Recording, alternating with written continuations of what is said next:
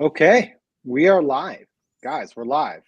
We have just finished a extensive speech from House Minority Leader Hakeem Jeffries, and then we just saw Speaker Mike Johnson give a less extensive speech in favor of passage of Trump's big, beautiful bill, the BBB, whatever you want to call it.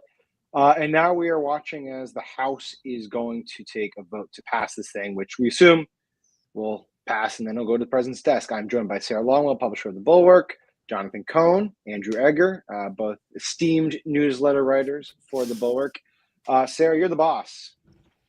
Let's get your take on where we stand right now. You know, is it bad if I start this off by saying Congress is so annoying? No. Like, that's not good analysis, right? Just to say the American House of Representatives is ridiculous. First of all, listening to Mike Johnson. So I listened to Mike Johnson's was much shorter, so I listened to all of it, unlike Hakeem Jeffries, who I think is getting more marks for length and the fortitude to sort of stand there, which is becoming a bit of what Democrats have to do when they have no actual power. They are just sort of throwing their bodies in front of the podium for extended periods of time as sort of the only option of opposition to this bill, since it looks like it does have the votes to pass. I did want to sort of laugh at Mike Johnson's criticism of how everybody been waiting for so long, and that was Hakeem Jeffries' fault, because Hakeem started at 4:45 or something this morning. Yeah. But yesterday it was the Republicans, people going back and forth. They're having people, leave and come back. And the reason was they didn't have the votes, or they didn't have the people. It was unclear. But we basically spent yesterday watching a bunch of people who were hard nosed on this bill get strong-armed into becoming yeses. And so, the way that, because being performative is sort of all the Democrats have, I give Hakeem Jeffries the credit for, putting his body in front of things, going as long as he could, making a strong statement. But there's something, there's just something so impotent about it all that it sucks to sit and watch Mike Johnson get to gloat, and all Democrats have to hold on to is the fortitude of Hakeem Jeffries' ability to stand for a long period of time and talk. Yeah. To the victor go the spoils, right? You win the House, you get the power. Yeah. Mike Johnson is deeply insufferable. And just told so many lies during that thing. I mean, I know that we have men and women of deep faith and who are very committed to God at the Bulwark. But did we need all that right now for this? This is ordained by God, this idiotic bill that none of them could pass, that we've got to pretend like Donald Trump is some devout guy. I thought it was interesting that he was talking about communism while Trump has just been on the phone with Putin, who he's basically been taking orders from. We're the hottest country in the world. Is he mean temperature? It is very hot. Yeah, outside. It's very hot here. I would say DC's been pretty rough. My favorite was the police line where he's like, we have to protect the people, stand by the people who protect us. It's like, you're sitting in the chamber that was ransacked, and you can't bring yourself to put up a plaque honoring the cops who protected you on January 6th. And I do think Democrats were booing him at that point. And I will say, man, he is a slippery guy. I was just sitting there watching him, thinking about how he's better at this than Kevin McCarthy. Oh, yeah. And he's got the Kevin McCarthy, real smarm, but he does this real, laughing at the Democrats type thing, this kind of sly nod of yeah, look how insignificant these guys are. That is a dagger. And, you really have to know how much he's lying while he's up there to see how disingenuous and gross it all is. But that takes a high level of understanding of what's actually in the bill and what the bill's actually going to do.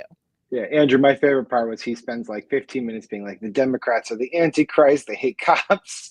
They don't believe in, the working people. They've abandoned them. And he's like, but on this ceremony, on this anniversary of July 4th, let's all come together and believe in our friendship with each other. It's you just stuck the knife into them for a good 10 minutes. Anyways, putting aside Mike Johnson, what do you think of how we got to this moment? Well, let me say one more thing about Mike Johnson, Sure. just to concur with that point. It's almost like a kind of code switching, right? Where he's just so comfortable and he slips effortlessly back and forth between like these various modes of Republican communication of like, yeah, we might have a lot of like communist, anarchist, Antifa sympathizers over on the other side of the aisle, but at the same time, we're not so different, you and I. We all love America, and it's completely like in the same sentence almost. He can do both things. Yeah, I mean, and the one other thing that was so striking to the point about, oh man, Democrats really made us wait a long time to pass this bill. This bill has been rammed through the House of Representatives this time around. I mean, it had to be in order to keep it from going back to the Senate. But that was what the whole point was of yesterday, is that the House had a bunch of fights on this before. They finally ground their way to a compromise. Then it went over to the Senate. The Senate completely remade the bill, both for political reasons, to get the votes of various senators, and for procedural reasons, the parliamentarian ruling a bunch of things out of bounds and them having to scrounge up, new provisions. I mean, it's a very different bill than what the House voted on before. Yeah. But it's not like this thing's heading to a conference committee. They're just approving the Senate version of the bill. They're concurring with that without any other changes. And so what we saw yesterday was literally just a lengthy, like, bluff calling power game where there were a lot of Republicans who had major problems with the bill as it came back, and not all in one block either. You had a lot of like kind of Freedom Caucus guys who didn't think it had enough sort of spending slashing conservative priorities. You had a lot of more moderate Republican types, Main Street Caucus guys, who were really unsettled about the extensively expanded Medicaid cuts in the Senate version of the bill. And all these people were kind of unhappy about it. It came over. People as late as last night were saying, we can't vote on this. You guys need to, we kind of need to go back to the drawing board, slow your roll a little bit. But Speaker Johnson and Donald Trump called their bluff. They basically said, sucks to suck. You don't get to make any more changes to this. Right. We're going to open this vote, and then we're going to hold it open until enough of you blink that we get a majority, and then we're going to pass it. And that's what we saw happen. Cohn, I'm going to get to you in 1 second, but Sarah, I want to bring you on this one because, you and JVL were talking about it today, and then Andrew wrote about it today, just the sort of inevitability of the cave of some of these Republicans. I mean, so many of them had drawn not little lines in the sand, but very clear. We were not going to take $500 billion in Medicaid cuts. I will not vote in passage of the Senate version of this bill. There has to be more deficit reduction. Mike Johnson had said you could throw me out as speaker if we don't get more deficit reduction in this bill. And then, in fact, he turned around and he passed the Senate one, which was worse on that. I guess I should just ask, what is one to make of the profound lack of, principle here, and the willingness just to sort of have the one overriding principle being, I guess, helping Trump or, sticking it to the Dems? Yeah. What do we call it? Is it RACO? Republicans always checking out. Checking out. I think that's what we were talking about on the secret pod this morning. Look, Trump told them to get it done, and they did. I got to say, just hardest hit, Lisa Murkowski, who said, "Well, guys, the House is going to fix this. Yes, I voted to punt, but I'm sure they will take what my concerns and they will make a better bill out of it." I don't, and maybe Cohn can tell us if this bill changed at all in any real or meaningful way. Right. No. So, Lisa, I don't know if you know this, but you got played. Look, Trump, so one of the things we were doing over here in our shop is we were just collecting a bunch of clips of all these guys. They're all on tape a million bajillion times talking about the debt ceiling, talking about the debt, talking about how much it saddles the next generation with in terms of debt. And I think it was at the time, I saw one by Jody Ernst where it was like $45,000 per grandchild that was going to end up. Now this bill, it's about $330,000 per grandchild. And so it is just it's an absence of principle, but it is a real showing of how much Trump can just make them all fall in line. And they, but why is it just simple? Try that hard. Is it as simple as that? I'm saying, is it simple as if we don't fall in line, we're going to lose, and we don't want to lose? I mean, I guess that's it, right? Tim and I were talking about this on TNL, and I think this is probably as close to a good explanation as you can get, which is there's like a lunch table theory of politics, right? Which is just, it's peer pressure. Like they're Right. like, well, you're going to be the one holdout. It's not just that they'd get primaried. It's that these guys think that this is the only thing they're going to do. They've got to get it done. Nobody wants taxes to go up Right. and to expire. And so they feel the pressure of that. They don't want to give the Dems a win. I guess they don't want to give Elon a win. And so they just decided to do it, even though they all hate it. Cohn, let's talk a bit about the stuff in the bill, but I want to actually talk about what I've heard from strategists, which is like, well, it might not be that big a deal for Republicans right now because they've put all the sort of hard hitting stuff, the vegetables, if you want to say, past the midterms, and the benefits are going to come more quickly. And certainly people will be grateful that they don't see their taxes going up. How true is that they stack the benefits and push back the costs?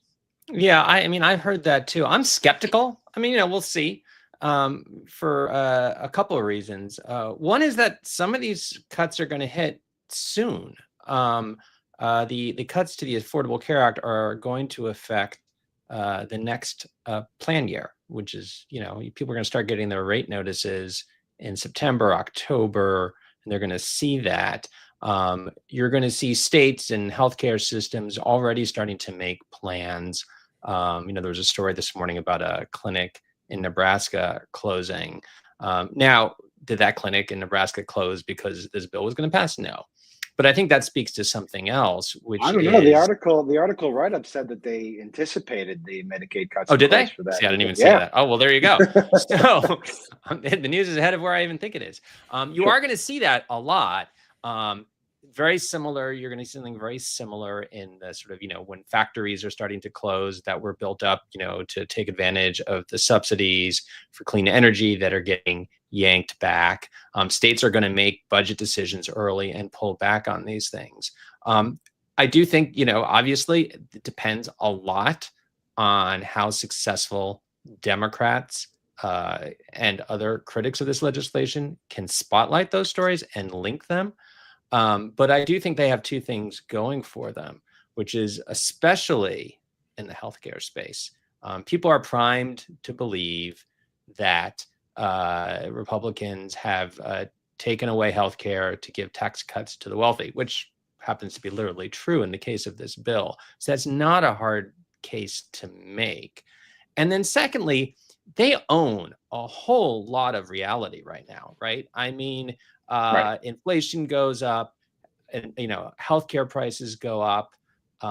You name it, something in this bill touches it, and Democrats are going to be able to make the argument that, hey, here's this bill. They made these changes. Now this is happening. Now your healthcare is getting more expensive. Well, that's the case. Yeah, that's the case for any party in power, right? It's like you see this in midterms all the time, which is you get blamed for the stuff that happens on your watch, whether you deserve it or not. The one thing, Andrew, I want to talk about that's in the bill that does seem likely to happen really quickly, and I don't really know how it plays out. Sarah, I'm kind of curious for your take too, because Republicans are super excited about this, is the just sheer amount of money that's going to ICE, immigration authorities, deportations. We thought it's been bad up until this point. My suspicion is that it's just going to get amplified by this, and not much money for like immigration lawyers. We're talking about like militarized borders, detention centers, that type of stuff. I can imagine the next 6 months that this goes into hyperdrive, and I just don't know honestly how it plays politically.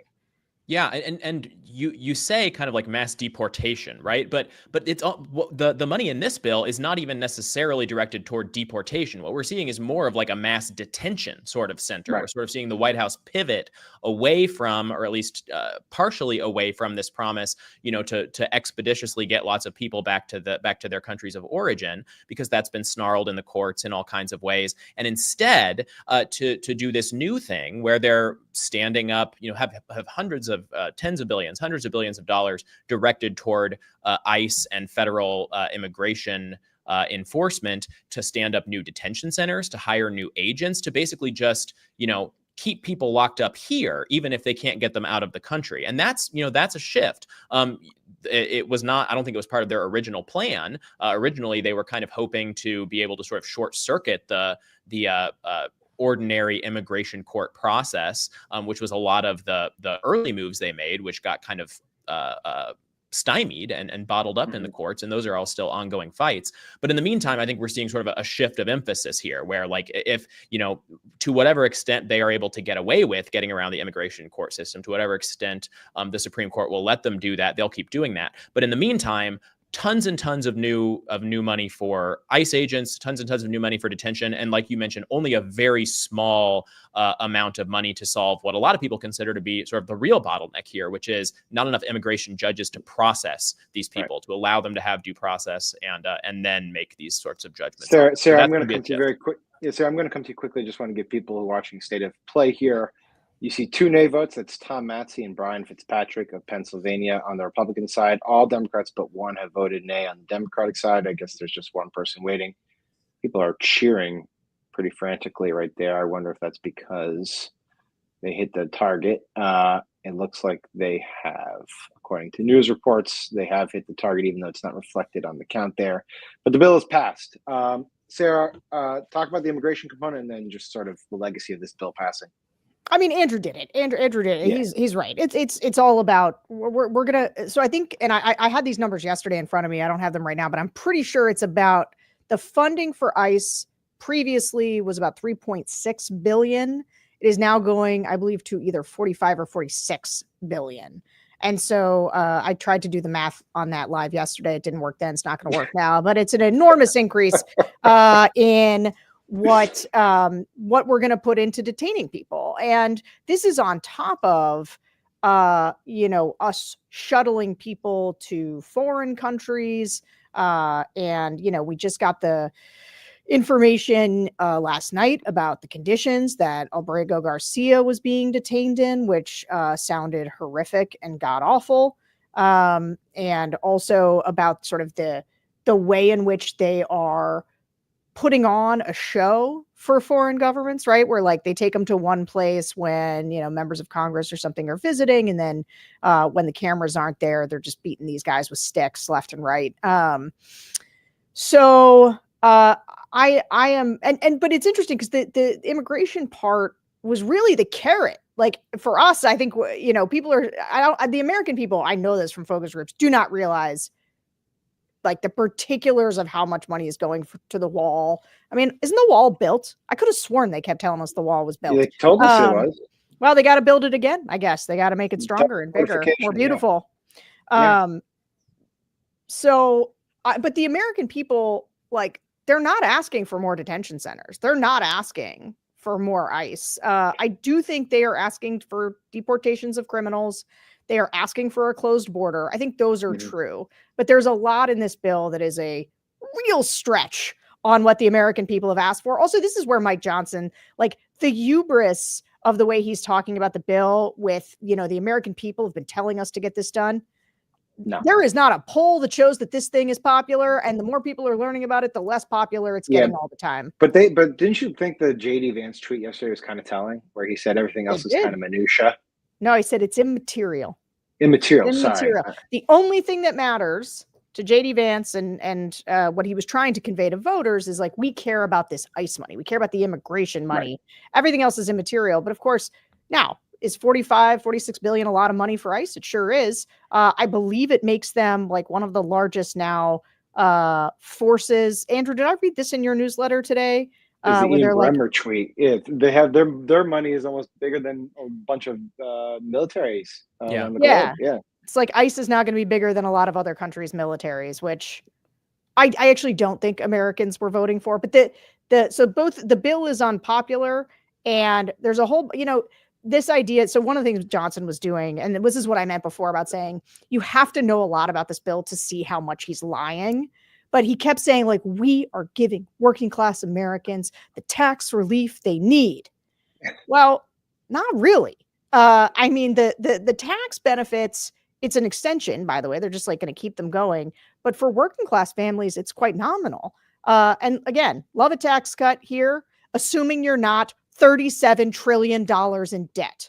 And it's costing you more to service the interest on the debt than it is to basically like do any kind of programs for the people in your country. That's an irresponsible move. It is not fiscally responsible. You will never beat the fiscal hawk out of me that believes that we should have debt and deficit reduction, and that means you can't give people enormous tax cuts. I like tax cuts. I want businesses not to have to pay exorbitant taxes, but like the tax cut that Trump did was enormous. It is mostly structured for the top earners in the country. And I mean, walking that back slightly when you are this much in debt is just like a responsible thing to do. It's what a responsible country does. Cohn, why don't you use your wonkiness to unpack, if you can remember it, all the mistruths or misdirections of Johnson's speech with respect to this bill? Yeah. So, I mean, I the one that sort of jumped out at me that Sarah was just talking about was that, working, this is good for working class Americans, and we're strengthening the safety net, which are actually related. There's a lot of working class Americans who rely on the safety net. They rely on the Affordable Care Act to get health insurance. If they don't directly rely on Medicaid, they have family who do, sometimes for long-term care, things like that, and they're going to see the effects of that.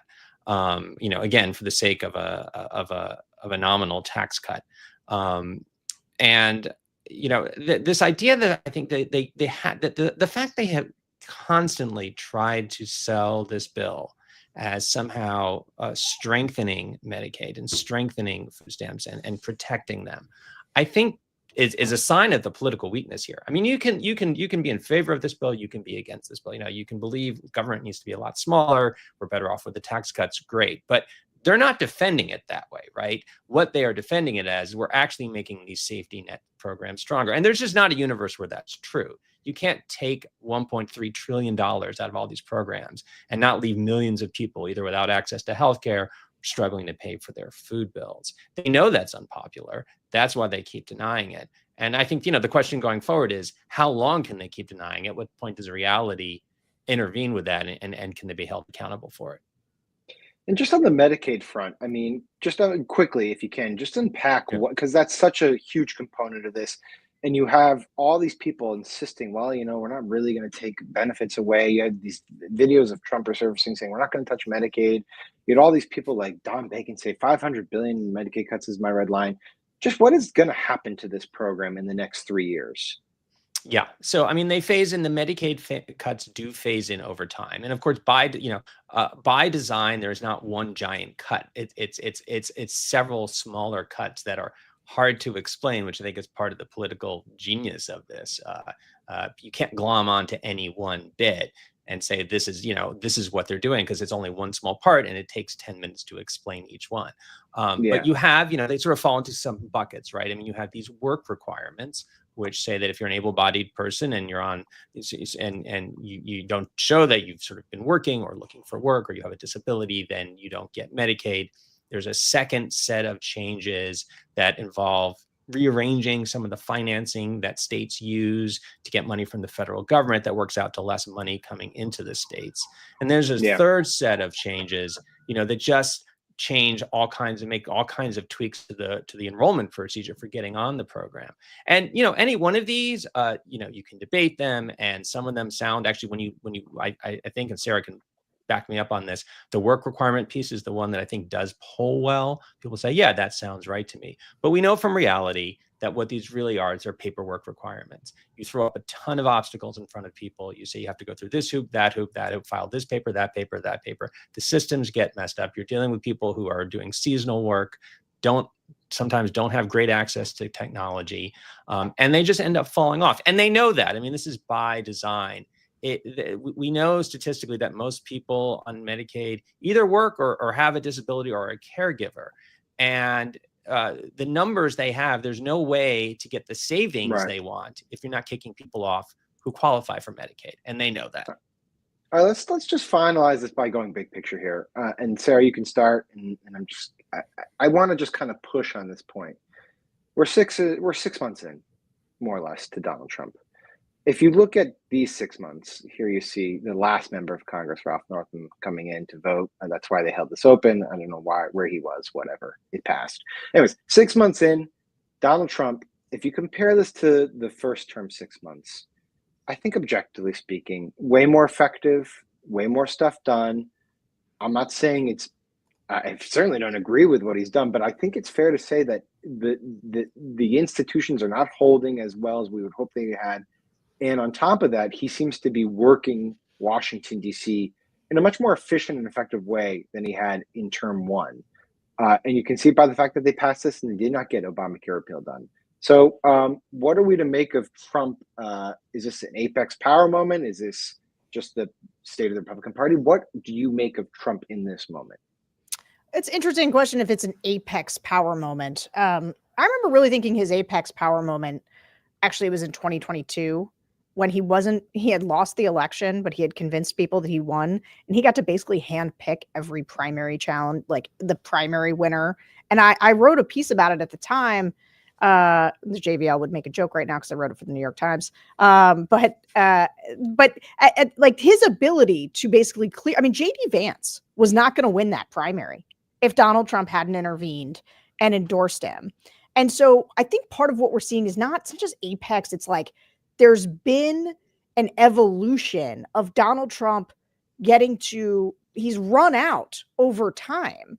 Anybody who would oppose him, like Liz Cheney's not there. That vote failed because John McCain did this. Number one, you had principled John McCain, but Lisa Murkowski back then didn't take a kickback for her state like she did this time. Like the conditions have changed. The people have changed. Trump is sort of the same. It's like Trump is the same, but everything else has gotten weaker around him. And just the way we watched, Republicans capitulate over time. Now we've watched lots of civil society capitulate over time, right? You got this week, you got 60 Minutes and Paramount caving to him, buying him off, giving him $16 million in a case they absolutely would have won if it went to court, the same way ABC did. And so I just feel like it has become sort of people got exhausted, which is what happens with authoritarians, and they just start to roll over. And so he's just meeting with no resistance. And this is a perfect example of that, where you watched members of Congress, they have an instinct of, here's what I believe, this bill doesn't fulfill it, I'm not going to vote for it. And then Trump calls them, there's this horrible piece in the New York Times about Trump's charm offensive. I saw that. Yeah, oh my God. Where he brings everybody in and he's like, hey man, you want some merch from the pro shop? And like, oh, does your kid need a bunch of, I don't know, White House M&Ms? And like, and they went so cheap. These guys. They went for like a couple polo shirts from the pro shop at Mar-a-Lago, gave him the vote. And so I think that it's not Trump who's different. I think it's Republicans and people who are different. Interesting. Andrew, do you agree? I mean, she is the boss, so I guess you kind of have to. I agree even on the merits, not only because she's the boss. No, I mean, and the two things you just said are connected, right? He has handpicked a lot of these people now. There's different people who were around before. And it's one of the grimmest things to contemplate is that the one institution that we are really counting on to maybe still show a little backbone here, and they have from time to time so far, is the Supreme Court, which he picked like a third of. Handpicked the last time around, and maybe we'll get more options this in this term. The one.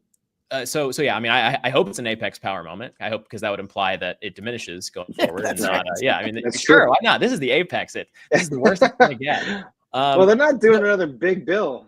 But. Yeah, the one thing I wanted to say on the merit, like just to go all the way back for 1 second to the Jeffries and the Johnson speeches, because I think this is kind of like the center of sort of the culture war fight here, is they are both making these appeals to basically like working class, lower middle class Americans, basically saying like two very different arguments to those people. And the Jeffries argument is Republicans, by everything that they want to do and everything in this bill right now, are actively screwing you by making your finances worse and also giving all of these kickbacks to people who are making way more money than you. And that's a pretty effective argument. But there is another effective argument to these people that Republicans are relying on here. And this is the one that Johnson's making. He's not just totally making stuff up when he's saying, we are making this bill with you in mind. He wants this bill to be emotionally powerful to them by basically saying, we have targeted this bill to protect you and to hurt people who do not work as hard as you,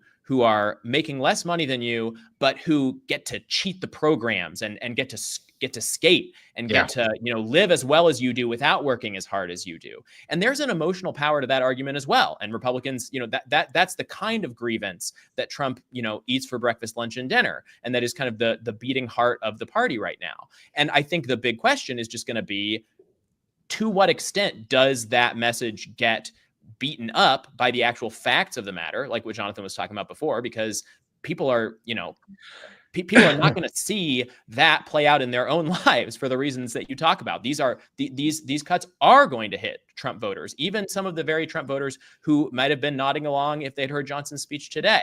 But at the same time, we're all living in this total reality distortion world of everybody living online, and the narratives you see being realer to you than real. So it's can I pick up on that, because I think you hit on something that, and Jonathan, you could take this, and I think we could close out after this unless we have final thoughts. But to me, what was so profound about this whole exercise was not just how rushed it was and chaotic, and how little institutional authority Congress showed, or how little principles they showed. To me, what stood out about this was that they were actively afflicting and hurting their own constituencies. People on Medicaid, there are tons of Trump voters there. I mean, this is supposed to be the party that's going to be, the new working class party. All this stuff about green energy and these factories were deliberately put by the Biden administration in red states. I mean, I remember that article in the Post of the Times. There's like this factory in Tulsa, a $700 million factory that's just going to stop. That's Tulsa.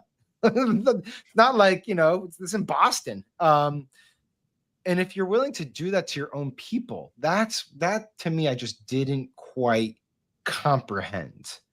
And I don't know if I ever will, honestly. But Cohn, am I overstating it? Or is that true? Oh, no, I think it is true. I mean, what's the solar capital manufacturing of America right now? Texas, where are the biggest battery factories for electric vehicles? Kentucky, South Carolina, those are all going to go up in smoke. Clinics across all these rural communities are going to struggle and start, pulling back services. And then look, that's why they moved so quickly, right? That's why they were desperate to get this through without a public airing, why they were desperate to pass quickly before all of this could become apparent to the public. As Sarah said, I mean, the more people, the bill is unpopular, and the more people learn about it, the less popular it gets. Now, I think what Andrew was just saying, I think is really so important, because there's two narratives here. I can totally see the Republican narrative here taking over.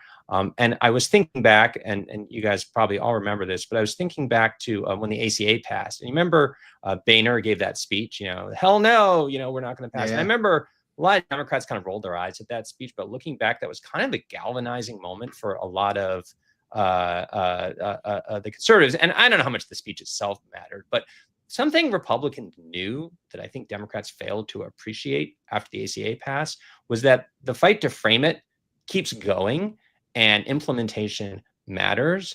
And I think, how this gets discussed, how this gets, chronicled in the coming months, coming years is gonna matter, not just politically in terms of who goes in power, but ultimately whether or not some of these features get modified, get changed, because they, if you phase things in over time, that means there's time to dial them down or change them, and we've seen that happen before. So, this is an ending, but it's not exactly an ending. No, for sure.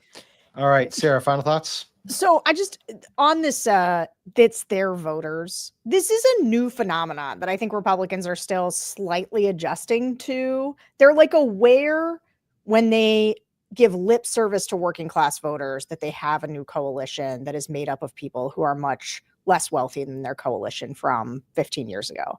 And I was looking at numbers, and now again, I don't have them right in front of me, but I think I'm pretty close here, that back in 2009, right, so in Obama's sort of first term, 26 of the poorest or the lowest income districts were Republican districts.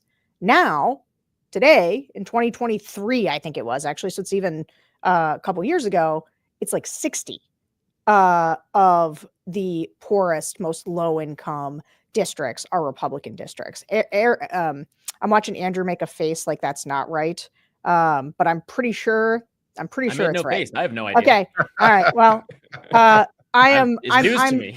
I have a 94% 7% confidence interval that I'm pretty close. And so that is a real shift for who Republican voters are. And when it comes to white working class voters, that really put Trump over the edge, a lot of them are under 50K, like their households under 50K. And so I don't think, though, the idea that it's sort of like Trump saying, like, well, we're going to lower grocery prices on day one.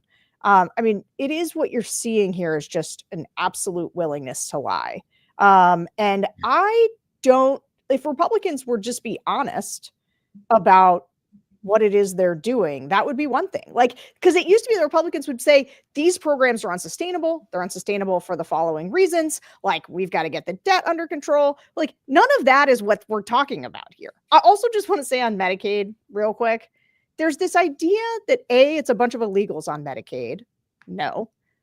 Number two, I think people think that like the government sending checks the way they do with Social Security or something else, like that's not what Medicaid is.